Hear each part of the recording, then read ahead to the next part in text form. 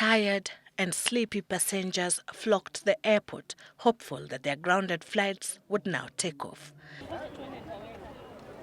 It's been 36 hours since Joanne Peters and her 7 family members waited to board their flight to Rwanda. They were meant to leave Wednesday 7 a.m., but by nightfall it became apparent to them that their flight would not be taking off. We had to find a place to sleep because the hotel where we were in, we checked out. We couldn't go back. Yeah, and our home is very far. We couldn't go back to Limuru again. At around 10 a.m., Rwanda officials gathered the airline's travelers to offer them something to eat. But for this family, their biggest concern is their 10-month-old baby. It's very difficult because the baby is eating. We can't get food for him. You know, he can't just eat anything. The breast milk is not enough. Yeah, so it's quite hectic. Until 4 p.m., the family was still waiting to travel, but the airline made special arrangements to have baby and mom travel in another flight that was headed to Rwanda. The disarray at the airport, however, did little to dampen the spirit of these tourists, who also didn't know when they would board a flight to their next destination.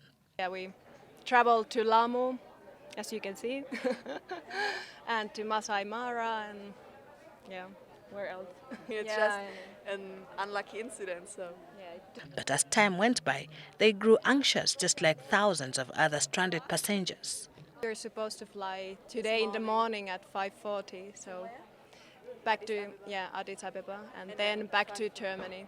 Yeah, I fly to Italy on Saturday, and from Germany, and I definitely would like to be at that time in Germany. After every 2 hours, we are giving updates on flights that are departing.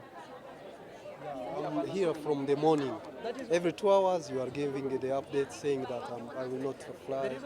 And with news that the airport's operations were at 35% for the better part of the day, it was bound to take longer for travelers to be cleared to leave or enter the country.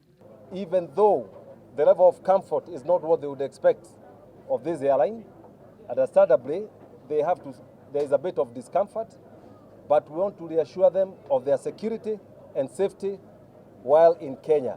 It was a relief for many to hear that the airport's operations would be at 100% by midnight. But even as the airport hastened to make plans to restore the flow of passengers, the critical question that begs is the screening as thorough in the makeshift structures as it was before the fire destroyed part of the airport to ensure that undesired elements do not infiltrate the system? In fact, we are not going to have the same level of security. The level of security will be enhanced because we are using temporary structures.